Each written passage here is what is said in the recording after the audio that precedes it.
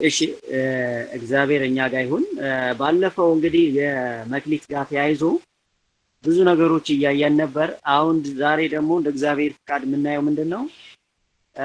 መክሊት በመጽሐፍ ቅዱስ እንግዲህ 5:3:1 ብሎ ነው ያስቀመጠው። ስለዚህ ለጨለማው ኃይል ስንት መክሊት የተሰጠው ሰው ነው ተገላጭ የሚሆነው የሚለውን እናያለን። እንግዲህ በተለይ ባለፈውም ተናግሬዋለሁ።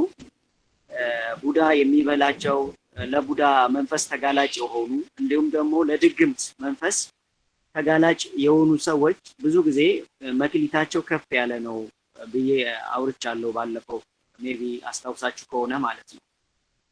ለምን እንግዲህ በረቂቁ ዓለም መጀመሪያ በፊዚካዊ ዓለም ወይም በሚታየው ዓለም እናየዋለን። የሚታየው አሁን ብዙ ሰዎች ስትጠይቋቸው መክሊት እንዴት ሊሰረቅ ይችላል? እንደገና ደግሞ ሰው እንዴት ድግማት ያደርግ ይችላል? ምናምን የሚሉ ደስ በተለይ ይሄ የስጋዊ አይናቸው የበራ ደስ ግን ሌላኛው ረቂቁን ዓለም ማየት አይናቸው የተደፈነ ሰዎች ብዙ ጊዜ እንደዛ አይነት በሜዠርመንት ወይም በሳይንስ ልኬት የሚያምኑ ሰዎች በሶስተኛው ልኬት ላይ የተቆለፉ ሰዎች ብዙ ጊዜ ይከራከሯቸዋል ባይ ዘ ዌይ። እና እንደዛ አይነት ጥበቦችን ለመረዳት ሜቢ በተለይ የሰው ልጅ ከአራቱ አይኖች ውስጥ የዚህ የንቃት አይን የሚባለው ከመጋረጃ ጀርባ የሚያየውን አይን ማንቃት ያስፈልጋል ማለት ነው፣ በእግዚአብሔር ኃይል ማለት ነው። እንግዲህ ባንክ ይዘረፋል። ባንክ እንደሚዘረፍ ታውቃላችሁ። እንደገና ደግሞ ኢንተርኔት ሃክ እንደሚደረግ ታውቃላችሁ። አሁን ብዙ ሰው ኢንተርኔት ሃክ ይደረጋል፣ ባንክ ሃክ ይደረጋል ያምናል እኮ ይህ ፊዚካዊ ዓለም ያምናል። ነገር ግን በረቂቁ ዓለም ይሄ ጀስት ጥለነው ምን ሄደው ፊዚካዊ ዓለም ነው። ግን በሚታየው ዓለም እንደዛ አይነት የቁስ ልውውጥ የቁስ ስርቆት ከተካሄደ በረቂቁ ዓለም ጀስት የሰው ልጅ መንፈሳዊ ኃይል ስጦታ መክሊት እግዚአብሔር የሰጠው መክሊት ይሰረቃል ነው ጥያቄው። ለምን ደስ መንፈሳዊ ዓለም ላይ የሚታየው ነገር ምንድነው? ዘላለማዊ ነው። በቁሳዊ ዓለም ደስ ምድራዊ በሆነ ዓለም ጥለነው በምንሄደው ዓለም እንደዛ አይነት ስርቆቶች ከተካሄዱ በረቂቁ ዓለም ደግሞ ከዛ በላይ ይካሄዳል ነው። ለምን ረቂቁ ዓለም ምንድነው? ዘላለማዊ ስለሆነ ማለት ነው። ስለዚህ ብዙ ጊዜ ለቡዳ መንፈስ ተጋላጭ የሆኑ ሰዎች መክሊታቸው ከፍ ያሉ ያ ማለት ለብዙ ዓላማ ወደ ምድር መጣው ነገር ግን ለብዙ ሰው አሪያ እንዲሆኑ ለብዙ ሰው እንዲደግፉ ለብዙ ሰው መንገድ እንዲከፍቱ ሆነው ተልከው ከዛ በኋላ ግን ሲመጡ መክሊታቸውን በትክክል ባለመያዛቸው ወይም ዘግይተው በመንቃታቸው ወይም ደግሞ ከእግዚአብሔር ጋር ባለመሄዳቸው ከቤተ ክርስቲያን ጋር ባለመሄዳቸው በሆነ አጋጣሚ መክሊታቸውን የተሰረቁ ወይም የተወሰዱ ሰዎች ናቸው። ባይ ዘ ዌይ ልክ ተመሳሳይ ደግሞ ብትመለከቱ ድግማት ወይም ደግሞ ሌላ ጀስት የጨለማ ኃይል የሚላክባቸው ሰዎች የተሰረቁ ናቸው። ብዙ ጊዜ እነዚህን ሰዎች ተመልክታችሁ ከሆነ አእምሯቸው ከፍ ያለ ንቃታቸው ከፍ ያለ ብዙ ስጦታ የተሰጣቸው ናቸው እና በጸበልም ቦታ ስትመለከቱ ብዙ ነገር ይደረግባቸዋል፣ በጣም ብዙ ነገር ማለት ነው። እና ባለመንቃታቸው ያጡ ናቸው። እንግዲህ 3ም 5ም የተሰጣቸው ናቸው ማለት ነው። ስለዚህ እነዚህ እንግዲህ አንድ መክሊት ያለው ሰው ቅዱስ መጽሐፍ እንደሚነግረን አንድ መክሊት ተሰጥቶት መልሶ ቀበረው። ከዛ መጥቶ ሲጠይቀው አይ አንተ ክፉ ንጉስ ስለሆንክ ይሄው ብሎ አውጥቶ ነው የሰጠው። ልክ እንደዛ ሁሉ ምንድነው እነዚህ አንድ መክሊት ያላቸው ሰዎች በባህሪያቸው በመፍራትና በመደበቅ በቀላሉ የሚጠቁ ናቸው። መፍራትና መደበቅ ማለት ነው። ፍርሃት የሚባል ከፍተኛ የሆነ ፍርሃት አለባቸው። እንደገና ደግሞ በመደበቅ ነው የሚያምኑት። ያ ማለት ያቺን አንዷን መክሊት የጨለማው ኃይል ወይም አፍራሽ ኃይል ይወስድባቸውና በፍርሃት ውስጥ እንዲታተሙ በፍርሃት ውስጥ እንዲቀመጡ ይሄን በሞክርስ ይሄ ቢበላሽስ እንደዚህ ባደርግስ እንደዚህ ይሆናል በቃ በስጋት ማለት ጀምሮ በመተው በስጋት ውስጥ ያሉ በፍርሃት ውስጥ የተቆለፉ እንዲሁም ደግሞ የተሰጣቸውን ጸጋ አንዱን ወደ 2 ወደ 3 ወደ 5 ለማምጣት ከአምስተኛው ለመውሰድ ፍቃደኛ ያልሆኑ ጀስት ቁጭ ያሉ ሰዎችን ይመስላል ማለት ነው። እንግዲህ አንድ መክሊት ያላቸው ሰዎች ብዙ ጊዜ በፍርሃትና በመደበቅ ውስጥ ያሉ ናቸው ማለት ነው። ለዛ ነው እንግዲህ ያ ተወስዶበት ለሌላው የተጨመረበት ማለት የነሱ ተወስዶ ላለው የተጨመረው ለዛ ነው ማለት። ለምን ሰርተው አንዱም የተሰጣቸውን ሰርተው ሁለት ማድረግ አይችሉም፣ ሶስት ማድረግ አይችሉም። በዚህ ዝውውር ውስጥ ወይም በፍርሃት ዝውውር ውስጥ የተቆለፉ ሰዎች ናቸው ማለት ነው። ሌላኛው ሶስት መክሊት ያለው ሰው በሁለት ሐሳብ በመወዛወዝ ተጋላጭ ይሆናል። በሁለት ሐሳብ ያ ማለት ቢጠቀም ወደ ተግባር ቢገባ ወደ 5 መሄድ ይችላል፣ ከዛም በላይ መሄድ ይችላል። ነገር ግን በሁለት ሐሳብ ይወዛወዛል። ያ ማለት ወላዋይ የሆነ ማለት ነው። አቅም አለው፣ ችሎታ እንዳለው ይታወቃል። ብዙ ሰዎችን በራሱ መክሮ ገስጾ ይለውጣል። ነገር ግን ራሱ ላይ ለመቀየር ግን ምንድነው ይወላውላል። በሁለት ሐሳብ መወላወል። ሁለት እግር አለኝ ይላል፣ ከዛ ሁለቱንም እግር ይዞ ሁለት ዛፍ ለመውጣት ይሞክራል ማለት ነው። ስለዚህ በመወላወል በሁለት ሐሳብ ውስጥ በመወላወል ያለ ተጋላጭ ይሆናል ማለት ነው። ይሄ ብዙ ጊዜ ሁለት መክሊት ያላቸው ሰዎች ማለት ነው። 5 መክሊት ያለው ሰው በትዕቢትና በውድቀት ፈተና በጣም ይፈተናል። በጣም ማለት ነው። እንግዲህ ትዕቢት እግዚአብሔር አምላክ ማይወደው ነው ማለት። ለምሳሌ የብርሃን መልአክ እስኪመስል የአጥቢያ ኮከብ የተባለው የወደቀው አንደኛው ትዕቢት ነው። የትዕቢት ተቃራኒ ደግሞ ትህትና ነው። ትዕቢትና ትህትናን ስናያቸው ትህትና ያለው ሰው እግዚአብሔር ከፍ ሲያደርገው፣ ትዕቢት ያለውን ሰው ደግሞ የጨለማው ኃይል ከፍ ያደርገዋል ማለት ነው። ብዙ ጊዜ ሀብታሞችን ተመልክታችሁ ከሆነ ባለጸጋ ሳይሆኑ ሀብታም እንዲያደርግ የሚያደርጋቸው ትዕቢታቸው ነው። ያ ማለት በቁሱ ዓለም ስለሚቆለፉ ነው። መኪና አላቸው፣ ገንዘብ አላቸው። እነሱ ሶስተኛው ዳይሜንሽን ወይም ሶስተኛው ልኬት በገንዘብና በቁስ ስለሚለኩ በዛ ሰዓት ትዕቢት ይጨመራል። ነገር ግን መክሊታቸው እኮ አሁን ቁሳዊ ዓለም ላይ ሀብታም እንዲሆኑ የተሰጣቸው እኮ መክሊት ስላላቸው፣ ነገር ግን መክሊታቸው ላይ ትዕቢት ይጨመራል። ያ ማለት ማብዛት አይችሉም ማለት ነው። ያ ማለት ያንን የተሰጣቸውን ነገር ወደ ጽድቅ ወይም ደግሞ ወደ ባለጸጋ መውሰድ አይችሉም። በምድር ላይ ባላቸው በተሰጣቸው ነገር ሌሎች ምስኪኖችን ድሆችን ረዳት የሌላቸው ማገዝ ሲችሉ በትዕቢት ስለሚያዙ ያኔ አብሮ ያለው በገንዘባቸው ሁሉ ማድረግ ይመስላቸዋል። ኤቭሪ ነገር መግዛት የሚያደርጉ ይመስላቸዋል። ሞትን ሁሉ የሚገዙ ነው የሚመስላቸው። ባይዘወይ ሞት የሚባለው ነገር በምድር ያለ አይመስላቸውም። ይረሱታል። በቃ ሙሉ በሙሉ ይረሱታል።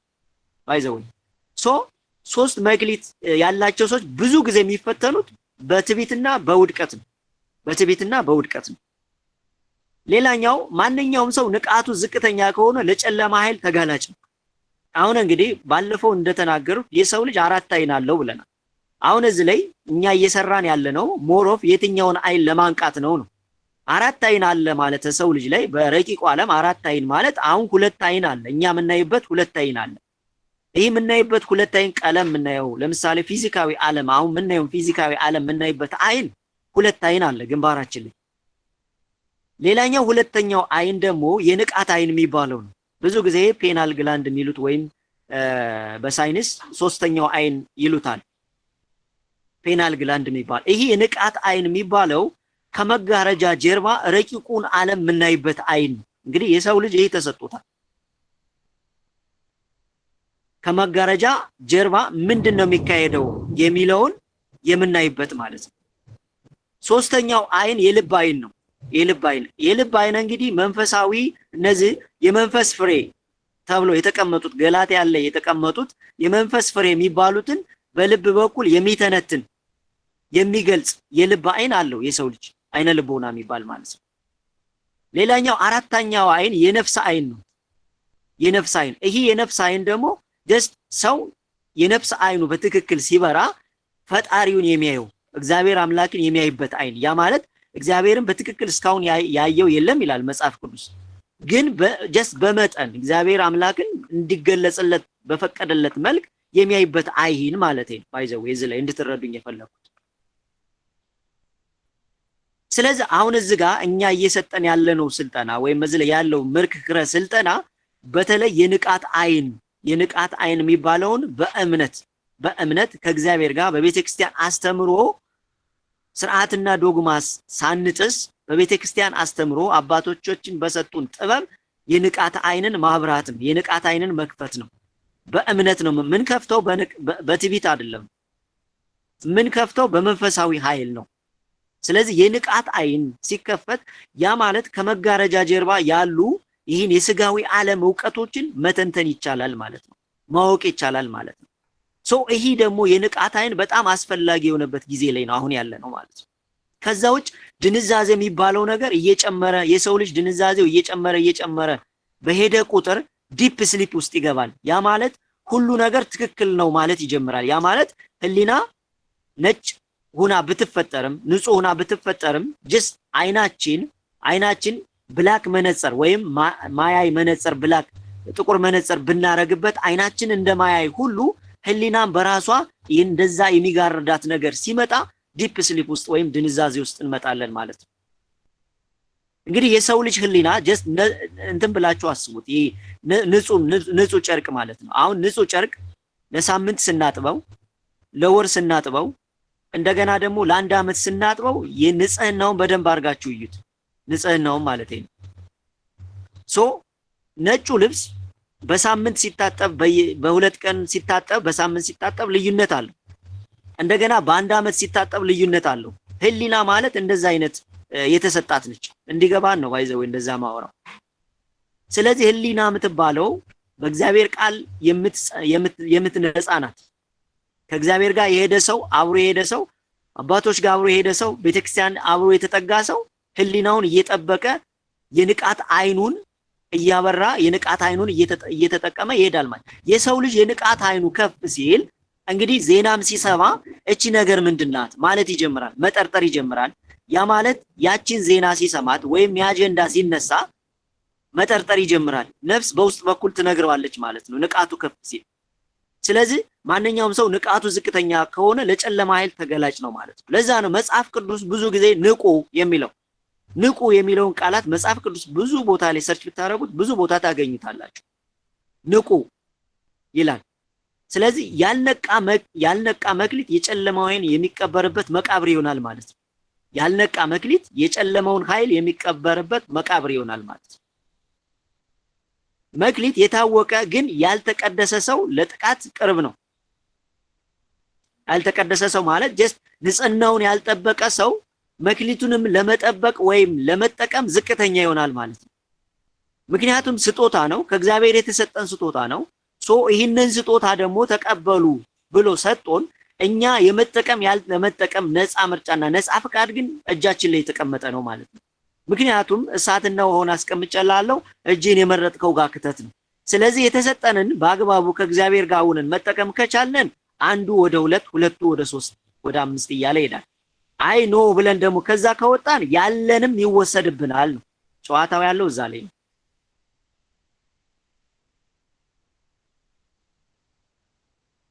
ስለዚህ መክሊትን ከዚህ ጋር ማየት አለብን ማለት ነው። እና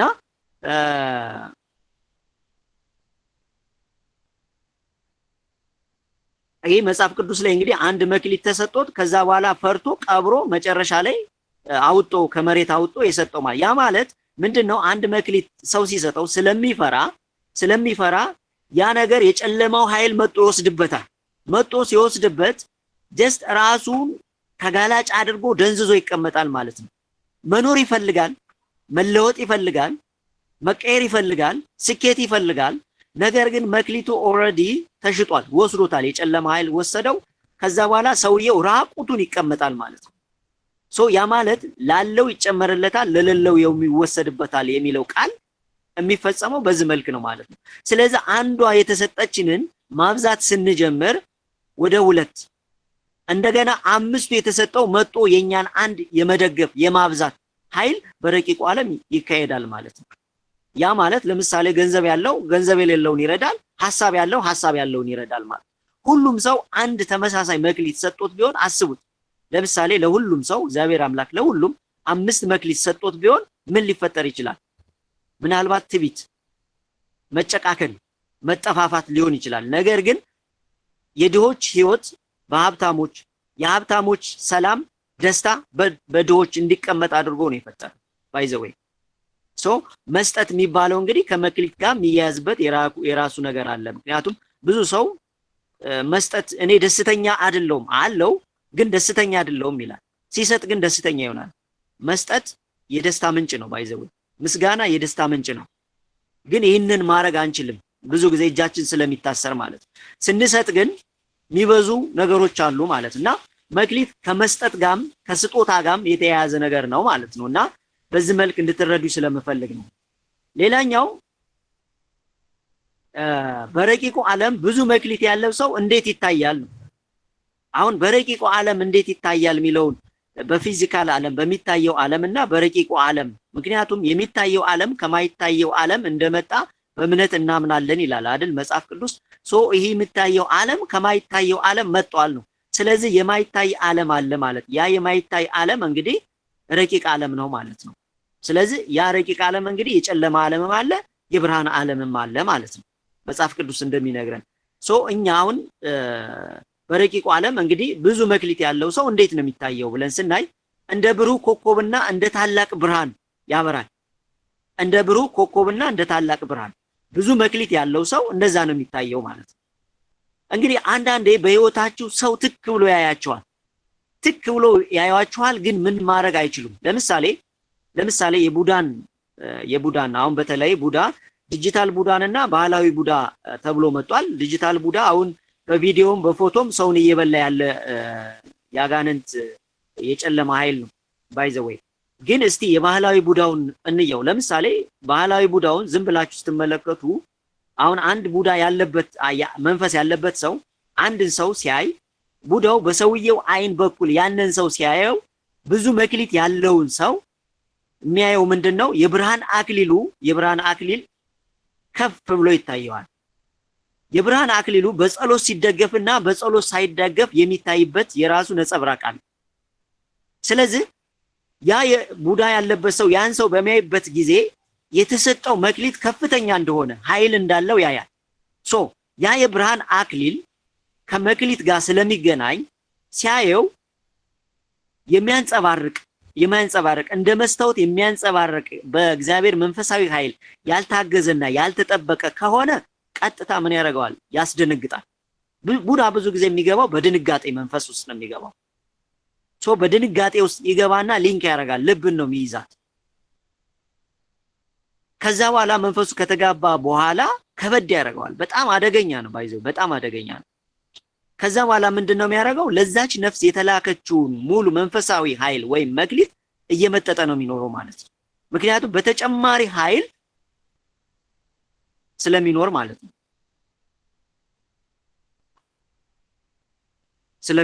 ስለዚህ በረቂቁ ዓለም መክሊት እንግዲህ ብዙ መክሊት ያለው ሰው የሚታየው እንግዲህ ብሩህ ኮከብና እንደ ታላቅ ብርሃን ይታያል። ያ ማለት ከብርሃን ጋሻ ጋር ስለሚገናኝ ነው። ሌላኛው ብዙ መላእክት የሚጠብቁትና የሚያገለግሉት ክቡር ፍጡር ይሆናል ማለት ነው። እንግዲህ ይህም ባለፈውም ተናግረናል። ብዙ ጊዜ ለምሳሌ ከቤተክርስቲያን ከአባቶች ጋር ወይም ደግሞ ጀስት በመንፈሳዊ ኃይል አገልግሎት ስንጠነክር እግዚአብሔር አምላክ አንዳንዴ ብዙ ፈተናዎች በመጡ ቁጥር ብዙ መላእክት ይታዘዝልናል። ይሄ ባለፈውም ተናግሬያለሁ። በጣም ጎበዝ ልጅ የሆነ አካዳሚካሊ ጎበዝ ልጅ የሆነ ብዙ ፈተናዎች አጋጠሙት እና በጣም ብዙ ፈተና ካጋጠሙት ትምህርት ላይ ነው ያለው፣ ዩኒቨርሲቲ ላይ ነው ያለው። ከዛ በኋላ ያ ፈተና እንግዲህ በሰው ነው የመጣው። ሰዎች ያ ማለት ጥቃት እየላኩበት ነው። መጨረሻ ላይ እንግዲህ በአባቶች ዘንድ ጸሎት ተያዘለት። ጸሎት ከተያዘለት በኋላ ምንድነው የተደረገው? በረቂቁ ዓለም ተጨማሪ መላእክት ነው የታዘዘለት። ተጨማሪ የጥበቃ ኃይል ታዘዘለት። ከዛ በኋላ ልጁ ተረጋጋ፣ ሰላም ሆነ ማለት ነው። ይህንን እንግዲህ እንዲገባን ምን ማድረግ እንችላለን መሰላችሁ? ለምሳሌ ወታደሮች አሉ፣ ጦርነት ላይ ነው ያለው። ስለዚህ አዛዡ ወይም ኮማንዶ ተጨማሪ ኃይል ይላክልኝ፣ አሁን ጥቃት ላይ ነኝ ካለ ጀስት ተጨማሪ ወታደር ይላክለታል እንደማለት ነው። ይሄ የምታዩት በሙሉ የፊዚካዊ ዓለም ከረቂቁ ዓለም ተሰርቆ የተሰራ ነው፣ ኤቭሪ ነገሩ ማለት ነው። መከላከያ ኃይል ላይ ብትመለከቱ ወታደሮች የሚለብሱት ልብስ፣ ፓይለቶች የሚለብሱት ልብስ፣ ጋሻው አባቶቻችን የያዙት ጋሻው በሙሉ ስታገናኙት ከሰው ልጅ የብርሃን ጋሻ ጋር ይገናኛል፣ ከሰው ልጅ የመከላከያ ኃይል ጋር ይገናኛል። ባይ ዘ ዌይ ኤቭሪ ነገሩ ማለት ነው። ከዛኛው ኮፒ ፐስት ተደርጎ የተሰራ ነው ማለት ነው። ስለዚህ የመክሊታችን ደግሞ በብርሃን ጋሻ በደንብ ሲያዝ እንግዲህ የጨለማው መንግስት የሚቀጠቅጥ ኃይል ይሆናል ማለት ነው። የጨለማውን መንግስት የሚቀጠቅጥ ይሆናል ማለት ነው።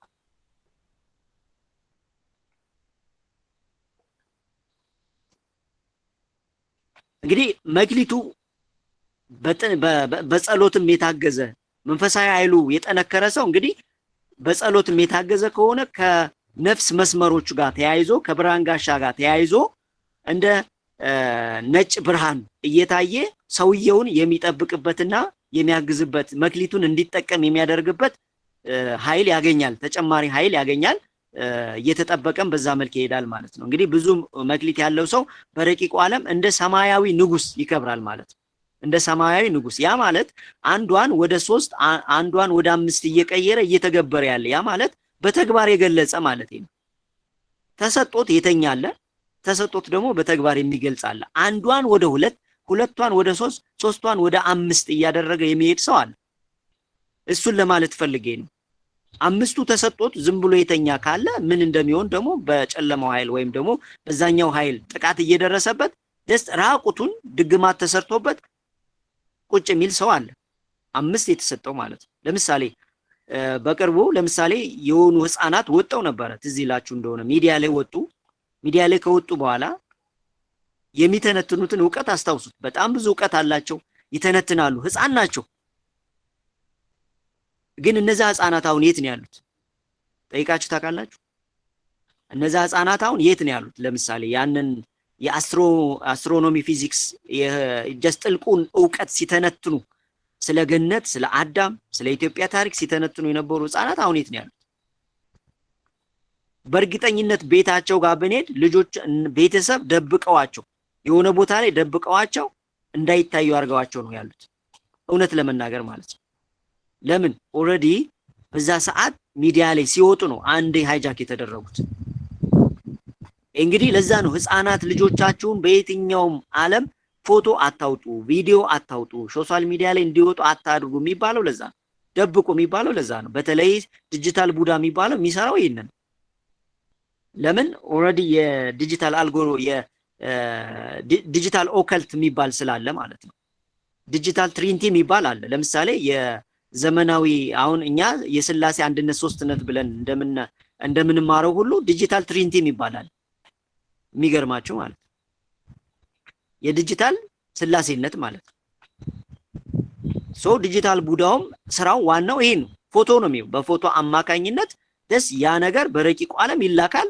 እዛ ላይ ያለውን የዛን ሰውነት ውበቱን ይበላል፣ ስጦታውን ይበላል፣ ጸጉሩን ይበላል፣ አይኑን ይበላል፣ መክሊቱን ይበላል፣ ኤቭሪ ነገሩን ይበላና ባዶ ራቁቱን አድርጎ ያስቀምጠዋል ማለት ነው። ለምሳሌ አሁን በሶሻል ሚዲያ የተጋቡ ሰዎች ዘላቂ ሆነው አይታችሁ ታውቃላችሁ? ካሉ ንገሩኝ።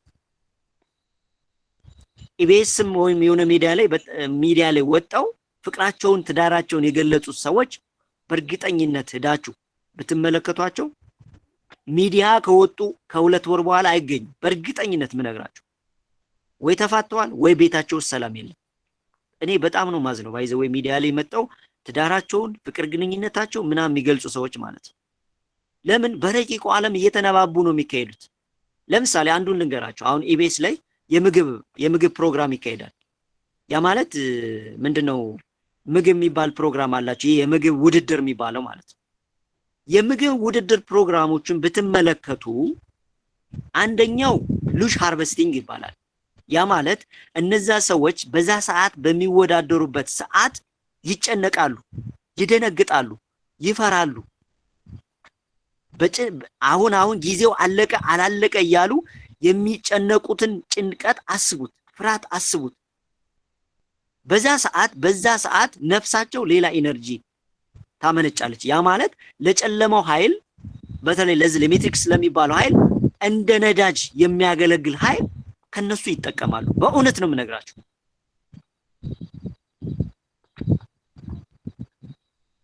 ከዛ ውስጥ ደግሞ እንደገና መክሊታቸውን እዛው ላይ በቃ ተመርጠው ነው የሚገቡት። ኃይል ያላቸው ነው የሚገቡት ተመርጠው። ይሄ የሚታየው ዓለም ራሱ ስርዓቱን ለማጠንከር እንግዲህ ደስ ሚዲያ ላይ ወጣው ይሄ አይዶል ሾው እንደገና ይዚህ የምግብ ውድድር የሚባለውን ፕሮግራም ስሙ ስለጠፋኝ ነው ባይዘው ታዩታላችሁ እናንተ። ይሄ የሚካሄደው ፐርፐዝሊ ታርጌት ተደርጎ ነው ባይዘው።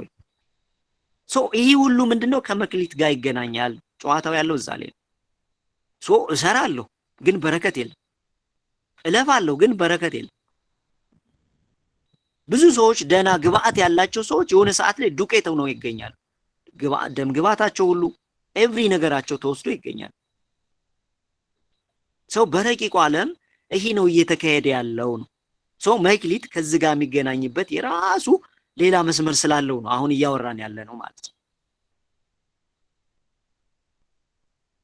እንግዲህ የሰው ልጅ ለምን አልነቃም መክሊቱን ለመጠቀም ወደሚለው እንሂድና ሰዓት ካለን ወደ ሌላኛው እንሄዳለን። ኦልሬዲ 4 ሰዓት ላይ ስለምንጨርስ ማለት ነው።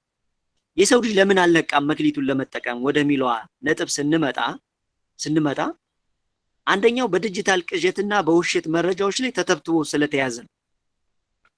አሁን የምትመለከቱት ነው ባይዘዌ ጠላታችን ያለው እጃችን ላይ ነው። በተለይ ዲጂታል ቅዥት የሚባለው ዲጂታል ዓለሙ የሚባለው ቴክኖሎጂ መስሎ እድገት መስሎ ኦልሬዲ ኪሳችን እኛ ጋር ነው ገብቶ ያለው። እኛ እንጠቀሙ አላልንም፣ አትጠቀሙም አላልንም፣ እድገትንም አልጠላንም። ነገር ግን በእምነት በንቃት እንጠቀምበት የሚለውን ትምህርት እያስተማር ስለሆነ ነው። እድገት ነው። አዎ እንደ ድሮ እንደ አባቶቻችን ሰይጣን በትክክል ራሱን ገልጾ አሁን አይመጣም። ለምን? የጊዜ ቀመሩን በዛ መልክ እንዲመጣ አይፈቅድለትም። ለምን? የሰው ልጅ ንቃቱ ከፍ ስላለ ማለት ነው። ለምሳሌ አብርሃም ዘመን ላይ ያለውን የሰው ልጅ ንቃት ተመልከቱ። አብርሃም ቅዱስ አብርሃም አይን ያለው እግር ያለው እጅ ያለው ጣዖት ሰርቶ አባቱ ይሰጠዋል፣ ሂድና ሽጥ ይለዋል። ከዛ በኋላ እዛ የነበሩ ሰዎች ደግሞ ያንን የሚፈልጉትን አይነት ቅርጽ ጣዖት አሰርተው ራሳቸው ቤታቸው አስቀምጠው ያመልኩ ነበር። ያ ማለት አምላክ ብለው ጋድ ብለው ያመልኩ ነበር። አሁን በዛ ሰዓት ያለውን የሰው ልጅ ንቃት ተመልከቱ። እንግዲህ በዛ ሰዓት ያለ የሰው ልጅ ንቃት ተመልከቱ። ለምን አልነቃም? እንዴት ያንን ሊያደርግ ይችላል ብላችሁ ልትመለከቱ ትችላላችሁ። ምን ያህል የሰው ልጅ ንቃቱ ዝቅ እንዳለ በዛ ሰዓት ማለት ነው። ያ ማለት በዛ ሰዓት ራሱ ይሄ የጨለማው ኃይል የሚይዝበት የሰው ልጅ የሚቆልፍበት ስልት ነው።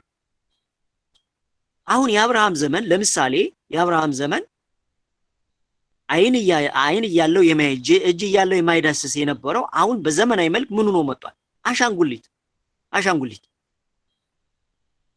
አሻንጉሊት ገዝቶ ስጦታ ይሰጣታል።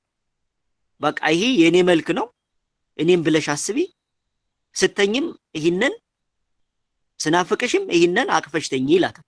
እንግዲህ ባሏ ነው፣ ፍቅረኛዋ ነው፣ አሻንጉሊት ይሰጣታል። ወይም አሻንጉሊት ገዝታ ትገባለች። እንደገና ደግሞ ለህፃናት አሻንጉሊት የሚሰጣል ስጦታ።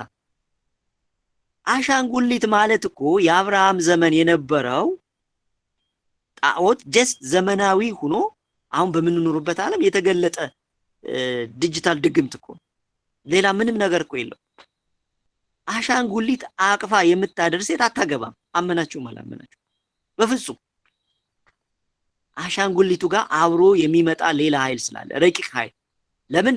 በድሮ ጊዜ የነበረው አጋንንት የሚገለጡበት ጨለማ ኃይል የሚገለጡበት መንገድ በዛፍ በውሃ በተለያየ ነገር ነው። አሁንስ አሉ የት ይሄዳሉ?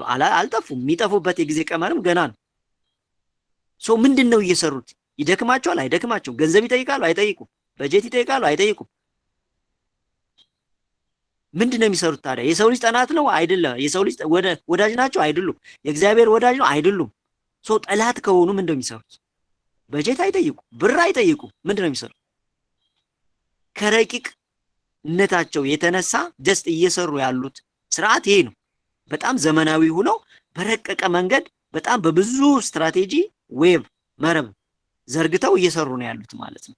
ለዛ ነው መዝሙረ ዳዊት ከወጥመዳቸው አድነኝ ከመረባቸው አድነኝ እያለ መዝሙረ ዳዊት ላይ ስንጸልይ የምናገኘው። መረብ ማለት ይሄ ነው። አሁን የምንኖርበት ዓለም ሸረሪት ነው፣ ድር ነው።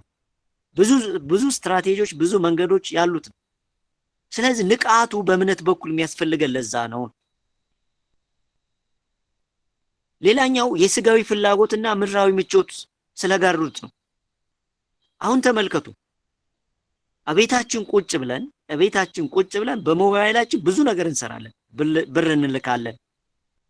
በሞባይላችን ማንሰራው ምንም ነገር የለም። ሚዲያውን ተመልከቱ፣ የሚያስተዋውቁትን ነገር ተመልከቱ። ምን ማለት ነው? ኮምፎርት ዞን ውስጥ የሰው ልጅ ይገባል ነው። አሁን እንደ የሰው ልጅ ባለፈው ነዳጅ ጠፋ። ነዳጅ ሲጠፋ 20 ደቂቃ መጓዝ አቃተው የሰው ልጅ። ድሮ ግን 1 ሰዓት 2 ሰዓት ይጓዝ ነበር። ምን ማለት ነው? ኮምፎርት ዞን ማለት ነው።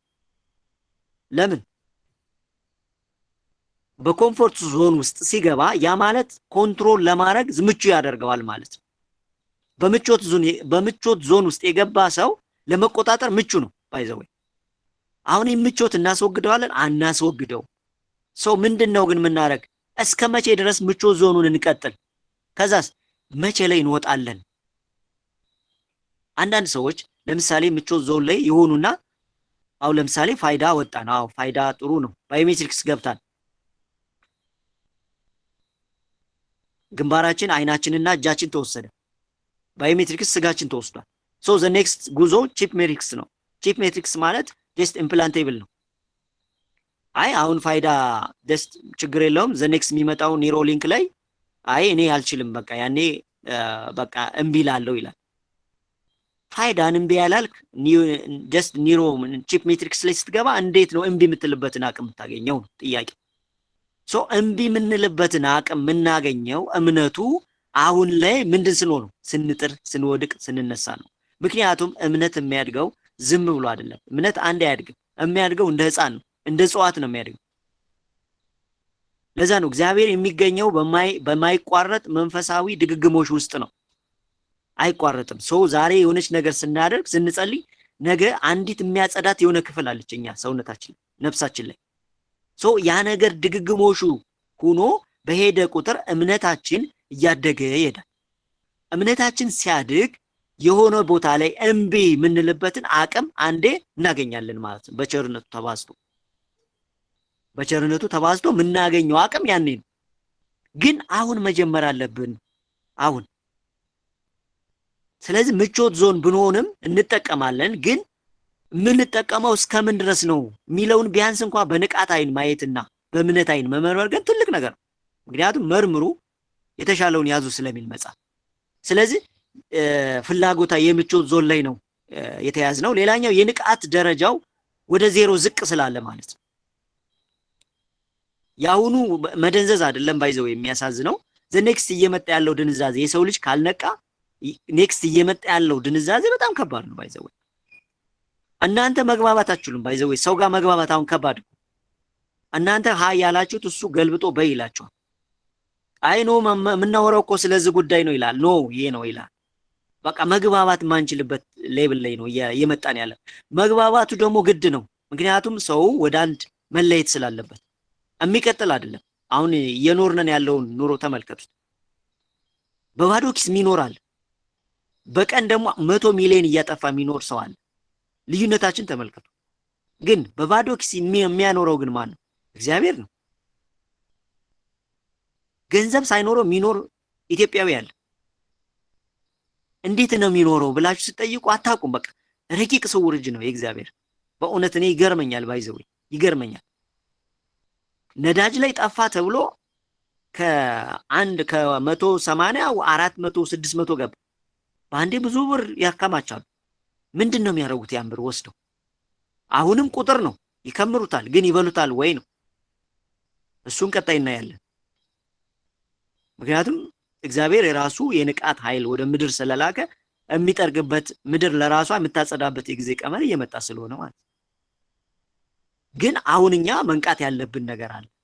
0 ንቃት ላይ ተነስተን ጀስት መጋረጃ ተገልጦ የምናይበትን ንቃት እግዚአብሔር አምላክ እንዲሰጠን በጸሎት መበርታት አለብን። በቤተ ክርስቲያን ሱታፊዎች መሳተፍ አለብን ነው። እዚህ ላይ እየተሰጠ ያለውም ያ ነው። በስጋዊ ዓለም አማካሪ አለ፣ ሳይኮትራፕ ምናምን የሚባሉ አሉ። ግን እነሱ ጀስት የነፍስ ዕውቀታቸውን እንኳን ሳያዳብሩ እውነተኛው መንገድ ላይ ሳይቆሙ በአባቶች ትምህርት እንኳን ሳይሄዱ ደስ ግን የሚሰጡት ስጋዊ ዕውቀት አለ። ስጋዊ መነሳሳት አለ። እነሱ ሄደውበታል፣ በጣም ብዙ ሄደውበታል። በስልጠናው ዓለም ሄደውበታል። የዲጂታል ማርኬቲንግ የሚባለው ዓለም ጀስት ኢትዮጵያ ውስጥ በጣም በብዙ እየተሰራ ነው። የሰውን ንቃት ዜሮ ለማድረግ ማለት ነው። ዲጂታል ሸረሪቱ ማለት ነው። እየሄዱበት ነው። ኢትኬር በሉት፣ ብሬክስሩ በሉት፣ ይልትራ በሉት፣ ኤቭሪ ነገሩ። ምክንያቱም እዛ ጋር ዲጂታል ዓለሙ ላይ ቁጭ ስል የሚወስደው የራሱ የነፍስ አሻራ አለ፣ የነፍስ ማህተም አለ።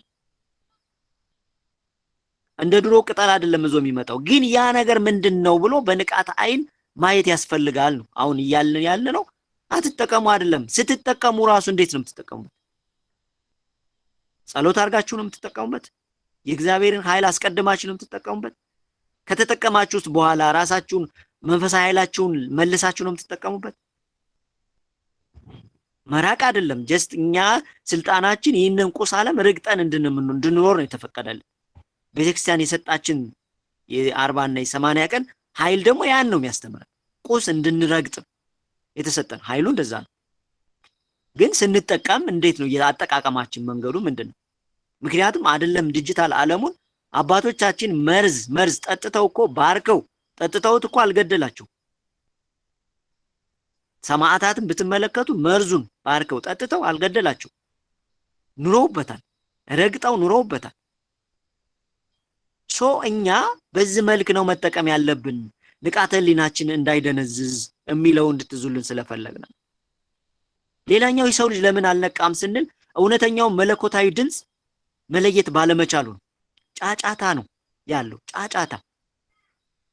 ነፍስ የምትፈልገው ጸጥታ ነው፣ ዝምታ ነው። ስጋ የሚፈልገው ጫጫታ ነው።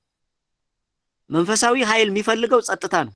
ስጋዊ ዓለም የሚፈልገው ጫጫታ ነው። ሜትሪክስ የሚፈልገው ጫጫታ ነው። የሰው ልጅ ጫጫታ በጆሮ በገባ ቁጥር ወደ ነፍሱ መመለስ አይችልም። ነፍስ ደግሞ ያላትን የተሰጣትን መክሊት ማኒፌስት ማድረግ አትችልም፣ መግለጽ አትችልም።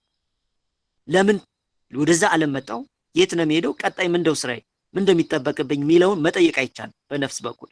የሰው ልጅ ዝምታ ከሌለው ማለት ነው። የዝምታ ሱባኤ ከሌለው። ለዛ ነው ክርስቶስ ጲላጦስ ፊትም ተጠይቆ ዝም ነበር የሚለው። ዝምታው በጣም ያስጨንቃቸው ነበር በዛ ሰዓት የነበሩ አይሁዳውያን። እኛም ዝም ማለት እንዳለብን እያስተማረን ነበር። ባይዘው አምላክ ዝም ብለን እናውቃለን? አሁን እንዲያው ለ15 ደቂቃ በህይወታችን እስኪ ዝም ብለን እናውቃለን? እስኪ ራሳችሁን ጠይቁ። ለ15 ደቂቃ የሆነ ቦታ ቁጭ ብለን ዝም ጸጥ ማለት ያ እንግዲህ ምን አይነት ኃይል እንደሚያመጣ በነፍስ በኩል ነፍስ ጀስት ከራሷ ጋር ከእግዚአብሔር ጋር ከስላሴ ጋር የምትገናኝበት ሪሴት የምታደርግበት ራሷ የምትመልስበት ጊዜ ነው። ባይዘው እንኳን የሰው ልጅ ኮምፒውተርም እኮ ቢዚ ሲሆን ሪሴት አድርጉት ይባላል አይደል? ዘግተህ እንደገና ክፈተው ይባላል። ያ ማለት የጽሞና ጊዜ ማለት ነው የሱ እኛማ ምን ያህል ያስፈልገን? ባይዘው እኔ ሜዲቴሽን አላልኩም። ሜዲቴሽን ሌላ ያጋነንት ስራ ስለሆነ ማለት ነው። ሜዲቴሽን የምትሰሩ ሰዎችም እዚህ ካላችሁ አቁም። ፍጹም ያጋነንት ስራ ነው። አንተን ዜሮ አድርጎ አንተን ዜሮ ጭንቅላትክን ክፍት አድርጎ አጋነንት ወደ ውስጥ የሚገባበት ሜትሪክስ የዘረጋው አደገኛ የሆነ የጨለማ ሰንሰለት ነው ሜዲቴሽን ማለት። አእምሮህን ክፍት ታደርጋለህ። አእምሮ ክፍት ከሆነ ነፍስ ክፍት ከሆነች በኋላ ቀጥታ የጨለማ ኃይል ይገባል አንተ ጋር። ምክንያቱም ሰይጣን የብርሃን መልአክ እስኪመስል ራሱን ይገልጻል ይላል። ከዛ በኋላ ሙሉ ብርሃን ነው የሚመስል ማኒፌስት ያደርጋል፣ ይገልጽልሃል። ከዛ በኋላ ግን ስሜቱ የለም፣ ባዶ ቀፎ ያደርጋናል ማለት ነው። እኛ ያለነው ግን ዝምታ፣ ዝም እንበል ማለት ደስ ጸሎት እያደረግነንም ወደ ሰማይ ዝም እንበል። በልባችን ጸሎት እያደረግነንም ዝም እንበል። የአምላክን ስራ እያየንም ዝም እንበል። የተፈጥሮ ስራዎችንም እያየን ዝም እንበል። እጽዋትን እስኪ እንመልከት ዝም ብለን። እጽዋትን መመልከት ራሱ እኮ ምን አይነት ረቂቅ ሚስጥር እንደሚገልጹ እግዚአብሔር ይወቀው።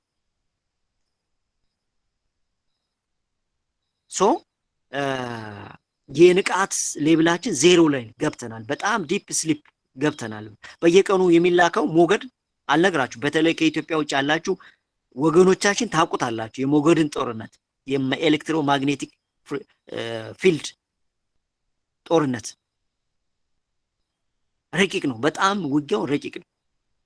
አሁን ሰይፍ ዞ እየመጣ አይደለም እና በዛ ብናየው ሌላኛው ለምን አንለቃም ስንል እውነተኛው መለኮታዊ ድምፅ መስማት ባለመቻሉ። አዎ በፍርሃትና በጭንቀት ሰንሰለት ውስጥ ታስሮ በመቀጡ ነው።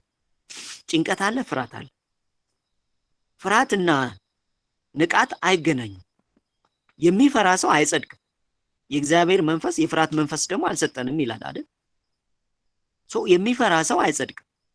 ፍርሃት ደግሞ ተላላፊ አደገኛ ቫይረስ ነው። አደገኛ ቫይረስ። ፍርሃት በሚገርማችሁ መጠኑ በጨመረ ቁጥር አጥንትን ያደቃል። አጥንት ደቀቀ ማለት ተመልከቱ እንግዲህ የሰው ልጅ ትልቁ ከሞተ በኋላ ሙሉ መረጃው ሙሉ መለኮታዊ መረጃው የሚታተመው የሚቀመጠው አጥንት ላይ ነው። ግን ኔክስት ተንሳኤ ላይ ሲነሳም በአጥንት በኩል ነው ሙሉ ነገሩ ያረፈው። አጥንት ለብዙ ጊዜ የሚቀመጠው ለዛ ነው። ለምን? እግዚአብሔር አምላክ ሲፈጥረው በዛ መልክ ስለፈጠረው ማለት ነው። አባቶቻችን አጥንት የሚፈውሰውም ለዛ ነው። መቅኒ በአጥንት ውስጥ ያለ መቅኒ እንደገና ደም ያመርታል። አጥንት በጣም ከባድ ነው። አጥንቱ የከበደ ሰው ግርማ ሞገስ አለ። ፍርሃት እንግዲህ አጥንትን ይቀጠቅጣል። አጥንትን ማለት ነው። የሚፈራ ሰው አይጸድቅም። የሚፈራ ሰው አይድንም። የሚፈራ ሰው ደግሞ የእግዚአብሔርም ሰው አይደለም፣ እውነትም የለም፣ በውስጡ እውነት የለም። በዚህ መካከል ጭንቀትና ፍርሃት እየተለቀቀ ያለው በምንድን ነው? በሞገድ ነው። ከፍተኛ የሆኑ ሞገዶች ይለቀቃሉ በየ3 ሰዓቱ። 5G ስራው ምንድን ነው? ይሄ ስታርሊክስ ስራው ምንድን ነው? ይሄ ባይዘው ሞገድ ነው የሚለቀቀው። በደመና ላይ የሚለቀቁት ቼሜትሪያ ሰው ሰመራሽ ደመናዎች ምንድን ናቸው? ሞገድ ናቸው። መጋረጃው ማወፈር ነው ስራቸው። መጋረጃው ሲወፍር ደግሞ ጀስት እኛ የምንበላቸው መድኃኒት ምንድን ናቸው? ጂኤምኦ ምንድን ነው ስራው? ይህን የሰው ልጅ ቤተ መቅደስ ወይም ደማችን ማቆሸሽ ነው አይደል ስራቸው። ያ ሲሆን እንግዲህ በክትባቱን በምናም ናኖ ፓርቲክሎች ግራፋይን ኦክሳይድ የሚባሉት ወደ ውስጥ ሲገቡ እነዛ ረቂቅ የሆኑ ቴክኖሎጂዎች በ5G ነው የሚንቀሳቀሱት። አክቲቭ ያደርጓቸዋል ባይዘው ለዛ ነው እንግዲህ ውሃን ባርከን ስንጠጣ ውሃ የማጽዳት ወይም ደግሞ ውስጥ ገብቶ ደማችን የማጽዳት ኃይል ያለው ለዛ ነው። ምክንያቱም 70% ውሃ ስለሆነ ውሃ ላይ የተሰራውን ሚስጥር ተመልከቱት። የታሸገ ውሃ ነው ስንጠጣ ነው። ሃይላንዱ የሚሰራው ሌላ ሚስጥር አለ። ሃይላንዱ ፀሐይ ሲነካው ከዛ በኋላ በዛ አማካኝነት ውሃ ውስጥ ያሉ ናኖ ፓርቲክሎች እንዴት እንደሚነቃቁ እዛ ውስጥ በውሃ በኩል ስንጠጣው ናኖ ፓርቲክሎች ገብተው ደም ውስጥ ምን እንደሚሰሩ እና ደሙን እንዴት እንደሚያረክሱ 5G ጋር ተገናኝተው እንዴት ድንዛዜ እንደሚፈጥሩ እንዴት ጭንቀት እንደሚፈጥሩ ኦልሬዲ በረቂቁ ዓለም ብዙ ሚስጥር አለ። በጣም ብዙ ሚስጥር።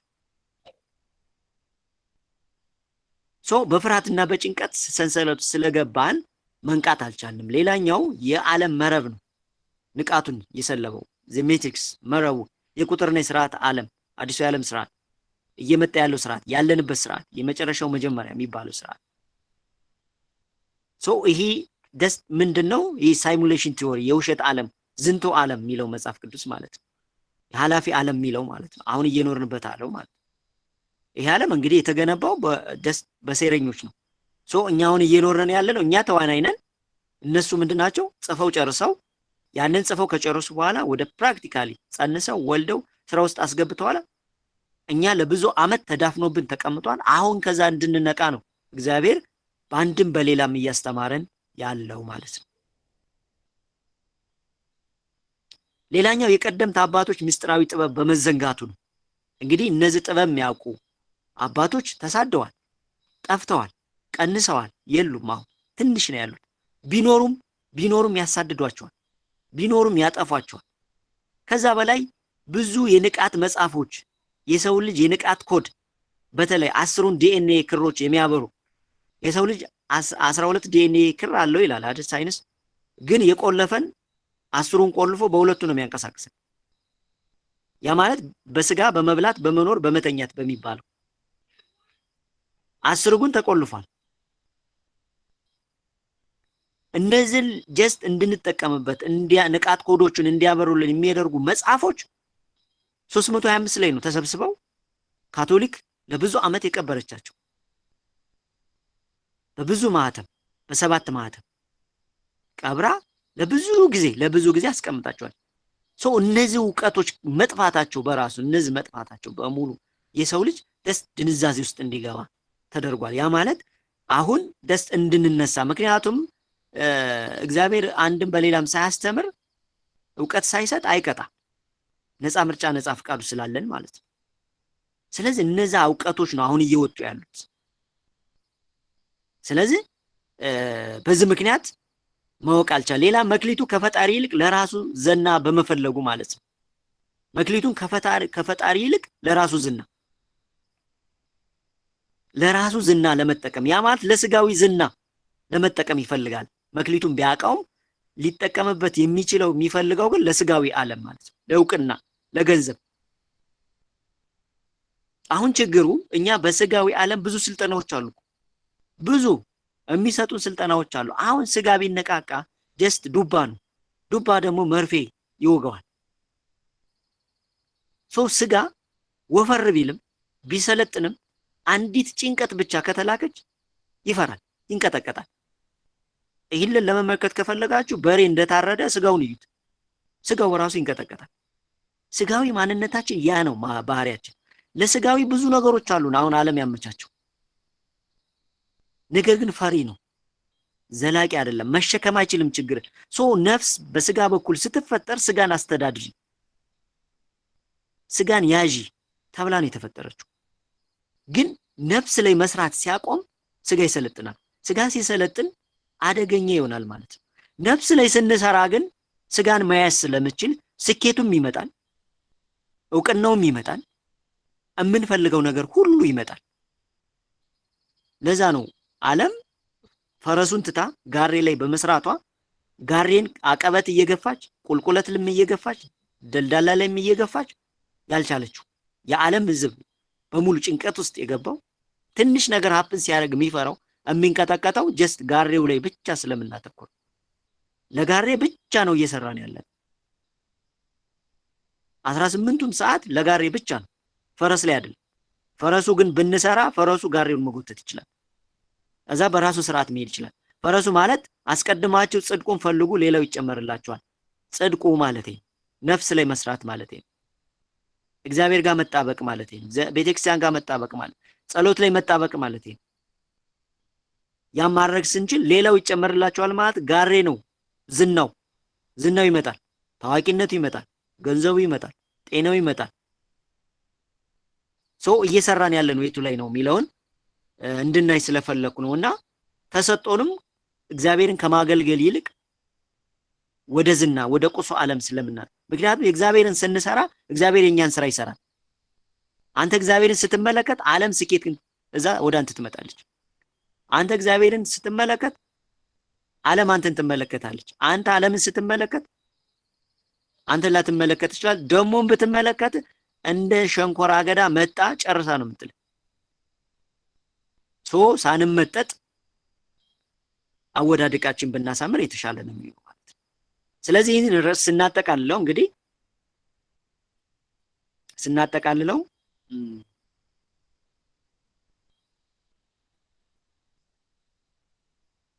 አንድ በጣም የንጉስ ልጅ እየኖረ ነው። አባቱ ንጉስ ነው፣ ግን አይሆንልኝም ብሎ ሆዶ ከአሳማዎች ጋር ሲንቦጫረቅ ማለት ነው። ከአሳማዎች ጋር ሲንቦጫረቅ፣ አሳማዎች ጋር ሲኖር ብላችሁ አስቡት። ባይዘወይ መክሊቱ ተሰጦት ቤተክርስቲያን በ80 እና በ40 ቀን አብዝታ 5ቱንም 3ቱንም አንዱንም በ80 እና በ40 ቀን አብዝታ ሰጣን። የንጉስ ልጅ ሁነን ግን አይኖ ብለን አሳማቦች ጋር ሄደን የምንጫወት ከሆነ መክሊት ልናቆም አንችልም፣ ልንጠቀምበትም አንችልም፣ በነፍስም በስጋ ልንጠቀምበት አንችልም። እውነታው ያ ነውና ያየነው ዛሬ ይህን ይመስላል። 4 ሰዓት ሆኗል። ኦልዌይስ ፕሮግራማችን 3 ሰዓት ከ2 ተኩል ጀምሮ እስከ 4 ሰዓት ስለሆነ ሲበዛብንም ጥሩ ስላልሆነ ቀጣይ ይቀጥላል። በዛሬ በኩል ያለኝ ይሄ ነው። እናንተ ደግሞ ከዚህ በላይ ሂዱበት። እግዚአብሔር ይስጥልኝ።